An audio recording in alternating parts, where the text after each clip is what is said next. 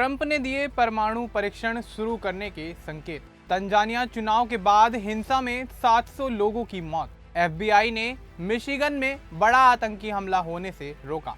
Trump ने Nigeria को विशेष चिंता वाला देश बताया। अमेरिका ने रद्द की यूक्रेन विवाद पर पुतिन ट्रंप की बैठक। नमस्कार, आप देख रहे हैं द न्यूज़ 15 और मैं हूं आपके साथ मनीष कुमार सैनी। अब हम चर्चा करने जा रहे हैं दुनिया की 5 ऐसी बड़ी खबरों पर जो इस वक्त कहीं ना कहीं ये संकेत दे रही हैं कि दुनिया के अंदर कुछ बहुत बड़ा होने वाला है। तो सबसे पहले बात कर लेते हैं अमेरिकी राष्ट्रपति डोनाल्ड ट्रंप की। दरअसल अमेरिका के राष्ट्रपति डोनाल्ड ट्रंप ने ये संकेत दिया है कि अमेरिका परमाणु परीक्षण दोबारा शुरू करेगा। उन्होंने कहा कि रूस और चीन लगातार परमाणु परीक्षण गतिविधियां करते नजर आ रहे हैं, इसलिए अमेरिका भी पीछे नहीं रहेगा। एयरफोर्स वन में पत्रकारों से बातचीत करते हुए डोनाल्ड ट्रंप ने कहा कि आपको जल्द ही पता चल जाएगा, हम कुछ परीक्षण करने वाले हैं। उनके इस बयान से वैश्विक स्तर पर नई परमाणु हथियार दौड़ की आशंका बढ़ गई है। ट्रंप ने पेंटागन को निर्देश दिया है कि वह तुरंत परमाणु परीक्षण की तैयारी शुरू करे। उनका कहना है कि अमेरिका के पास दुनिया में सबसे आधुनिक परमाणु हथियार हैं, जिन्हें उनके कार्यकाल में अपग्रेड किया गया है। 1945 से 1992 तक अमेरिका ने 1054 परमाणु परीक्षण किए थे, ज़्यादातर नेवादा रेगिस्तान में।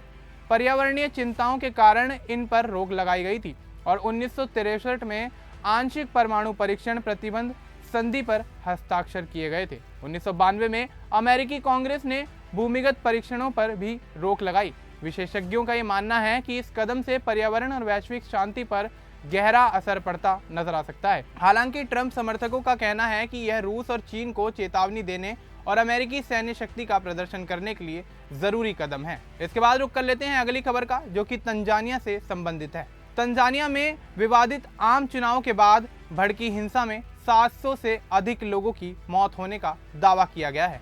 विपक्षी पार्टी चडेमा ने कहा कि चुनाव परिणामों के विरोध में देशभर में हुई झड़पों में सैकड़ों लोगों ने अपनी जान गंवाई है। पार्टी के प्रवक्ता जॉन कितोका के अनुसार केवल दार एस सलाम में लगभग 350 और मुआंजा क्षेत्र में 200 से ज्यादा लोगों की मौत हुई है। अन्य इलाकों को जोड़ने पर यह संख्या करीब 700 तक पहुंचती है। चडेमा का यह दावा है कि ये आंकड़े अस्पतालों और स्थानीय स्रोतों से जुटाए गए हैं। वहीं संयुक्त राष्ट्र ने विश्वसनीय स्रोतों के हवाले से 10 मौतों की पुष्टि की है। दूसरी ओर सरकार ने अब तक कोई आधिकारिक आंकड़ा जारी नहीं किया है और कहा है कि कुछ छिटपुट हिंसक घटनाओं के बाद अब कानून व्यवस्था बहाल की जा रही है। विपक्षी दलों ने आरोप लगाया है कि चुनाव प्रक्रिया में भारी धांधली हुई और सुरक्षा बलों ने प्रदर्शनकारियों पर गोलीबारी की। अंतर्राष्ट्रीय समुदाय ने तंजानिया में बिगड़ते हालात पर गहन चिंता जताई और हिंसा रोकने की अपील की है। चुनाव के बाद बढ़ती अशांति ने देश की राजनीतिक स्थिरता और लोकतांत्रिक प्रणाली पर गंभीर सवाल खड़े कर दिए हैं। इसके बाद बात कर लेते हैं अमेरिकी जांच एजेंसी से जुड़ी खबर को लेकर। दरअसल अमेरिकी संघीय जांच एजेंसी एफबीआई ने मिशिगन में संभावित आतंकी हमले को नाकाम कर दिया है। एफबीआई निदेशक काश पटेल ने बताया कि हैलोवीन सप्ताह के दौरान कुछ संदिग्ध आतंकवादी हमले की साजिश रच रहे थे। उन्होंने सोशल मीडिया पर पोस्ट कर कहा कि मिशिगन में कई लोगों को गिरफ्तार किया गया है जो हिंसक हमले की योजना बना रहे थे। पटेल ने एफबीआई और कानून प्रवर्तन एजेंसियों के उन अधिकारियों का आभार व्यक्त किया है जिन्होंने समय रहते कार्रवाई की। हालांकि एफबीआई ने स्थान या संदिग्धों की पहचान का खुलासा नहीं किया है, लेकिन मिशिगन पुलिस के अनुसार यह ऑपरेशन डियरबोर्न इलाके के अंदर हुआ, जो फोर्ड मोटर कंपनी के मुख्यालय और बड़ी अरब अमेरिकी आबादी के लिए प्रसिद्ध है। अभी यह स्पष्ट नहीं है कि हमला किस प्रकार का होने वाला था। मीडिया रिपोर्ट्स के अनुसार जांचकर्ताओं को शक है कि यह साजिश इस्लामिक स्टेट से प्रेरित थी और संदिग्धों के ऑनलाइन चरमपंथी नेटवर्क से संपर्क की जांच की जा रही है। एक ऑनलाइन चैट रूम में हुई बातचीत से पता चला है कि ग्रुप हैलोवीन के दौरान हमला करने की योजना बना रहा था।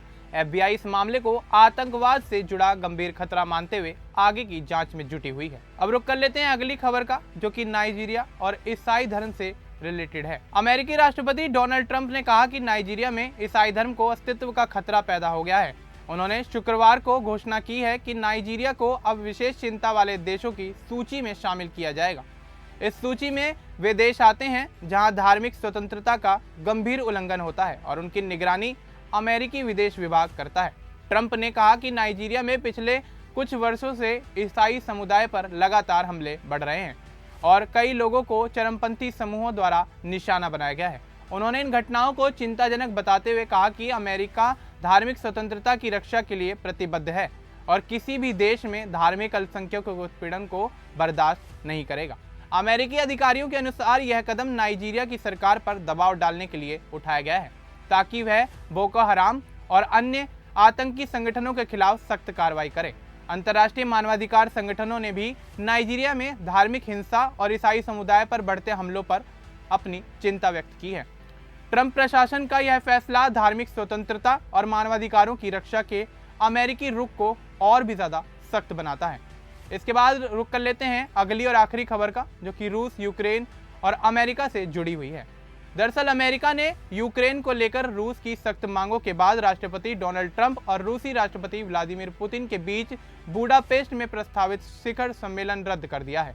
फाइनेंशियल टाइम्स की रिपोर्ट्स के अनुसार यह निर्णय दोनों देशों के शीर्ष राजनयिकों के बीच हुई तनावपूर्ण बातचीत के बाद लिया गया है।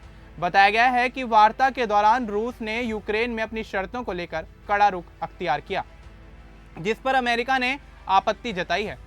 हालांकि व्हाइट हाउस ने इस फैसले पर कोई आधिकारिक टिप्पणी नहीं की है और रूसी अधिकारियों ने भी इस पर प्रतिक्रिया देने से साफ तौर पर इनकार कर दिया है। रिपोर्ट्स के मुताबिक अमेरिकी प्रशासन का मानना है कि वर्तमान स्थिति में शिखर सम्मेलन का आयोजन उचित माहौल में नहीं हो सकता है। इस रद्दीकरण को अमेरिका रूस संबंधों में बढ़ते तनाव का संकेत माना जा रहा है। विशेषज्ञों का कहना है कि यूक्रेन पर रूस के आक्रामक रवैये और अमेरिका के कठोर रुख ने कूटनीतिक संवाद को और भी ज्यादा जटिल बना दिया है। बुडापेस्ट वार्ता को दोनों देशों के बीच संभावित समझौते की उम्मीद के रूप में देखा जा रहा था, लेकिन अब इसके रद्द होने से संबंधों में ठंडक और बढ़ने की आशंका है। इस बुलेटिन में फिलहाल इतना ही। बाकी देश और दुनिया से जुड़ी तमाम जानकारी के लिए आप बने रहें द न्यूज़ 15 के साथ।